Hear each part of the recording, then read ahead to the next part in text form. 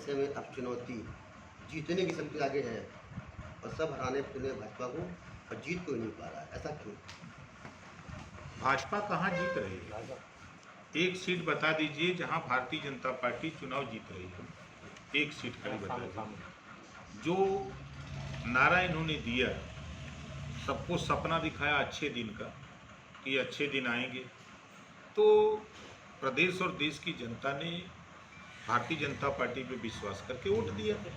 Vote देने के बाद जो इन्होंने अच्छे दिन का सपना दिखाया कि आपका बुरा दिन चल रहा है, हमारी सरकार बना दो, हम अच्छे दिन ले आएंगे, महंगाई कम कर देंगे।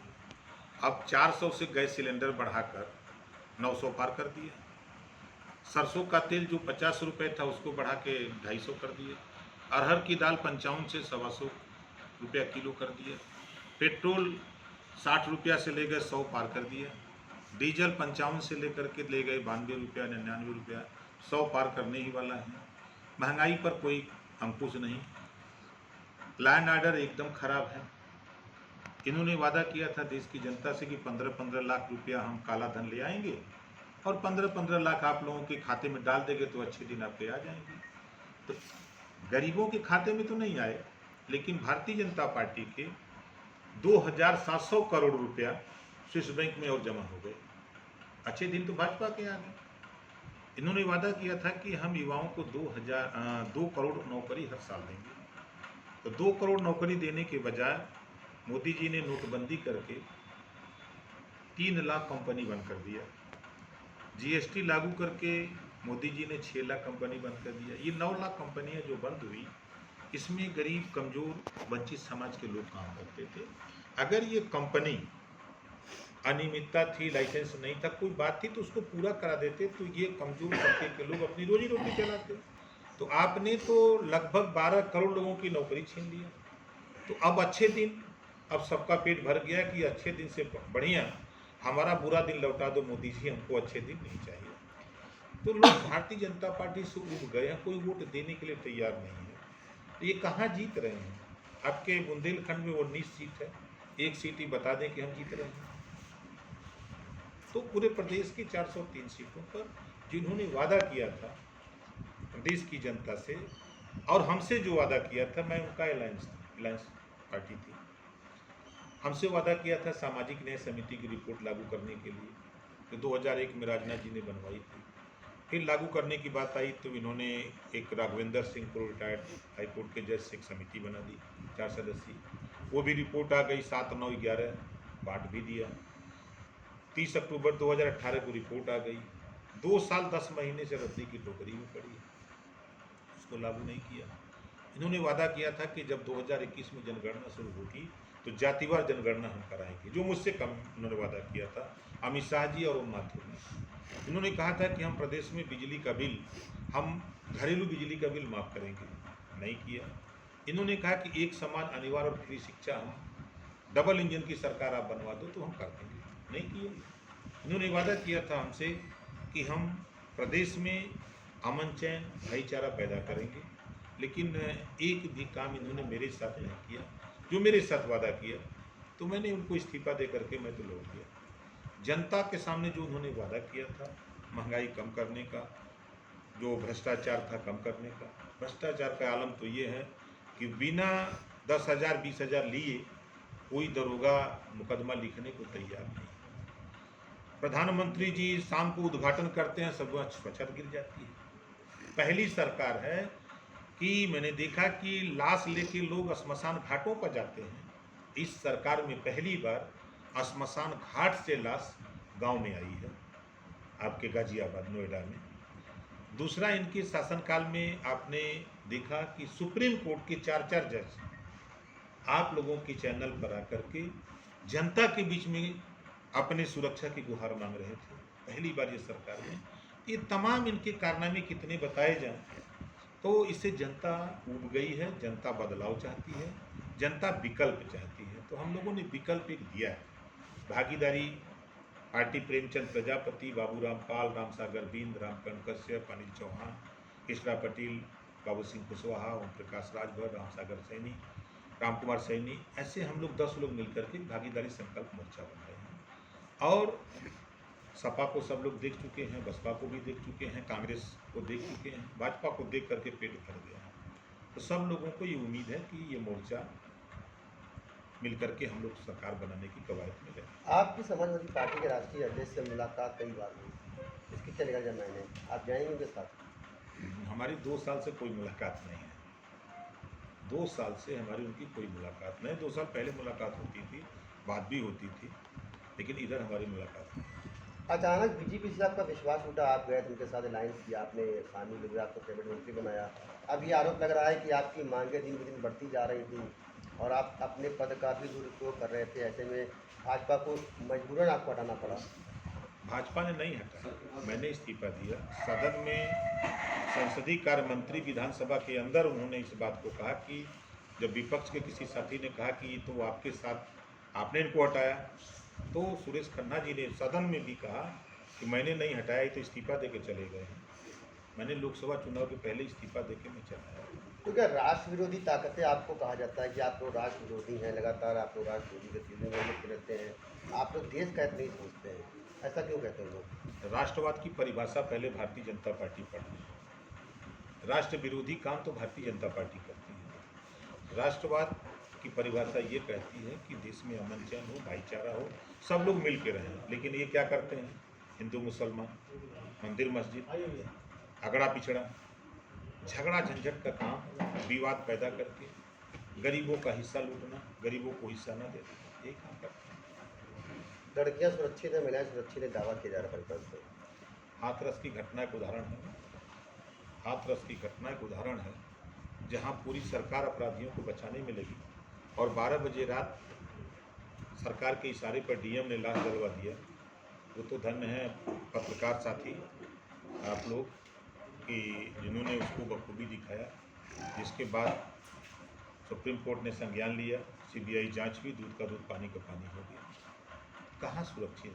कोई दिन बता दीजिए जिस दिन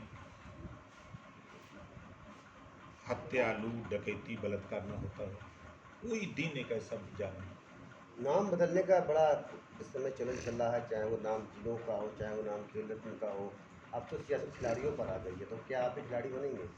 देखिए, नाम बदलने से अगर जिले का विकास हो तो हम तो समझते हैं कि 24 करोड़ आबादी में रहने वाले लोगों का नाम अडानी और अंबानी कर दिया जाए तो वो भी माला माल हो जाए। हैं? नाम बदलने से नहीं होगा। देखिए, धरातल पे काम की ज़रूरत है।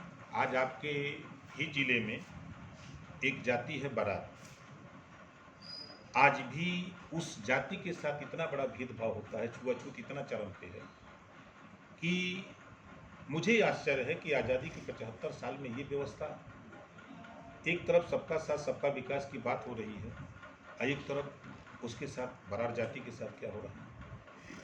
आज यहीं उठा के देखिए, चाहे प्रजापति हो, पाल हो, आरक हो, खंगार हो, रघुवंशी हो, बारी हो, बियार हो, बिंद हो, केवट हो, मल्लाह हो, निषाद हो, चौहान हो, ये तमाम जातियाँ ऐसी हैं। बरार है, वाल्मीकि है, अहिरवार है, तमाम ऐसी जातियाँ हैं जिनके साथ भेदभाव होता है, चाहे सामाजिक हो, आर्थिक हो, राजनीतिक हो, सांस्कृतिक हो, सभी क्षेत्रों में अन्याय अत्याचार हो रहा है इनके साथ। ऐसा क्यों? तो जो सरकार कह रही है, अभी आपने देखा ना कि फिरोजाबाद में 46 बच्चे मर गए, सरकार बड़ी दावा करती है ना, क्यों? आपकी दुर्व्यवस्था के कारण ही ना ऐसा हो रहा है।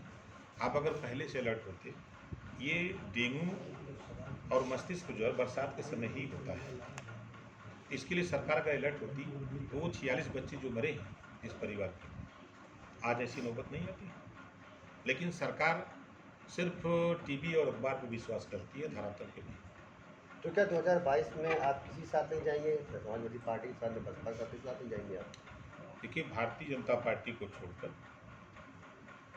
कांग्रेस, बसपा और सपा, ये लोग चाहें तो हमारे साथ समझौता कर सकते हैं। तो क्या महागठबंधन एक आप ही बनाएंगे? सपा तो कह रही हम नहीं जाएंगे तो साथ में। आज 8 महीने से चिल्ला रही है सपा कि छोटे दलों से समझौता करेंगे, कांग्रेस चिल्ला रही है, सपा बीजेपी कर रही है।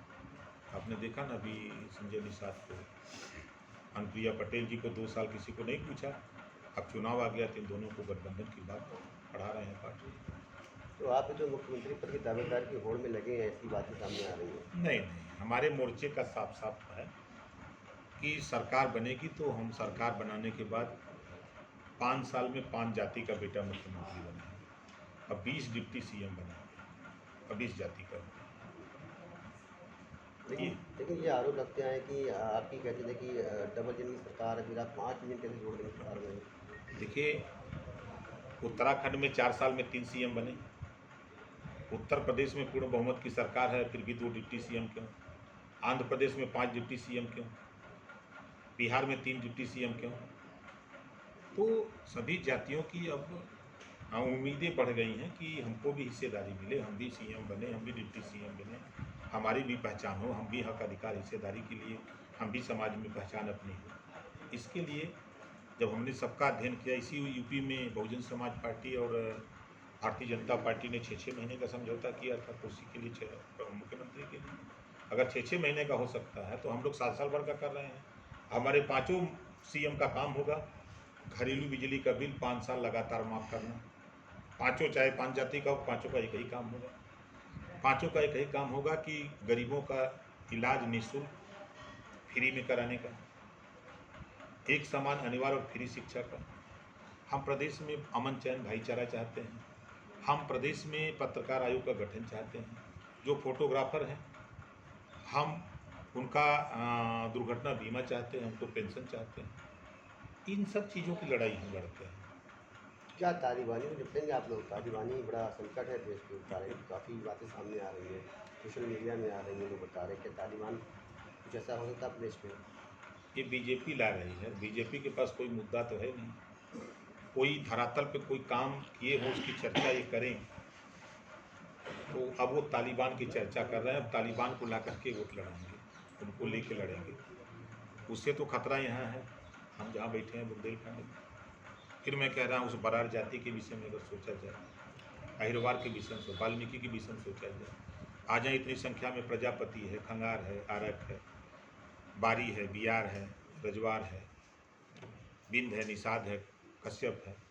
इनके बच्चे दरोगा क्यों नहीं, सिपाही क्यों नहीं, 1700 थाने हैं, इनको हिस्सेदारी क्यों नहीं, 826 ब्लॉक हैं, इनको हिस्सेदारी क्यों नहीं, 75 जिले हैं, इनको हिस्सेदारी क्यों नहीं, 18 कमिश्नरी है, इनको हिस्सेदारी क्यों नहीं। सवाल यहाँ है, सवाल हिस्सेदारी का है।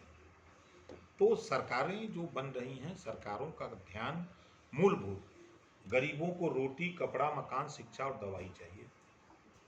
तालिबान से निपटने का काम हमारे देश के प्रधानमंत्री जी जिम्मेदारी है ना। वो जब सत्ता से बाहर थे तब वो कहते थे ना, कांग्रेस के ऊपर आरोप लगाते थे कि सीमा की जिम्मेदारी कांग्रेस की है। कांग्रेस विदेशों से अगर आतंकवादी अंदर आते हैं तो वो नाकामी कांग्रेस की मानी जाएगी, ये हमारे प्रधानमंत्री जी बोलते थे। अब आज किसकी जिम्मेदारी है? तालिबानी अगर भारत में आवे तो जिम्मेदारी तो भाजपा की है। अगर आतंकवादी हैं आके आतंक फैलाते हैं तो जिम्मेदारी तो भाजपा की है। 44 जवान पुलवामा में शहीद हो गए, 300 किलो RDX आया, आज तक CBI जांच नहीं हुई, क्यों? क्या कारण है? जांच करा दें। एक एक्टर मरता है बिहार का तो 2 महीना टीवी पे चलाते हैं, उसकी CBI जांच कराते हैं, चुनाव बीत गया CBI जांच खत्म। तो उस पुलवामा घटना की जांच करा दें। उससे ज़्यादा खतरा भारत को, भारत के लोगों से है, उससे लोग निपटें। कौन है वो लोग? वो कुछ ऐसे शरारती तत्व हैं जो संविधान को नहीं मानते, कानून को नहीं मानते, आए दिन जुर्म जाति अत्याचार कर रहे हैं। किस पार्टी से? उनकी कोई पार्टी नहीं होती है, न कोई जाति होती है। अपराधियों कोई जाति नहीं होती, वो अपराध एक अपराधी होता है। आप नाम क्यों नहीं बता रहे हैं? अरे भाई, अपराधी कोई जाति होती है? अपराध तो अपराधी तो अपराधी होता है। लाल चौक में इस बार भगवान कृष्ण की जन्माष्टमी की झांकी निकली, पहली बार बता रहे 32-33 साल बाद ऐसा हुआ है। ये संभव बीजेपी ने किया है, आप इससे सहमत हो? देखिए, जो भी सरकारें बनी उन सरकारों ने कोशिश किया होता तो संभव थी, उन लोगों ने कोशिश नहीं किया। कोई काम असंभव नहीं है इस धरती पर। तो इसका श्रेय आप देते भाजपा को? भाजपा क्यों श्रेय? प्रशासन की जिम्मेदारी है, वो भाजपा करा रही है। प्रशासन के लोगों ने व्यवस्था दिया, निकली झांकी तो आप हाथों से देते हैं सब ना। एक आखिरी सवाल, 2022 में आप जाएंगे चुनाव में, तो क्या भाजपा को आपने अभी से ना कर दी, अंत तक ना रहेगी आपकी? फिर मैं कह रहा हूँ भारतीय जनता पार्टी डूबती हुई नैया है, उस पर जिसको मरना है जाके बैठे, ओम प्रकाश राजभर तो नहीं जाने वाले हैं। तो आखिरी सवाल, क्या आप जीतेंगे 2022 में? आपकी पार्टी या गठबंधन जीतेगा? 100% जीतेंगे, सरकार बनाएंगे, वोट से सरकार बनती है। चलिए, ओम प्रकाश राजभर का दावा है कि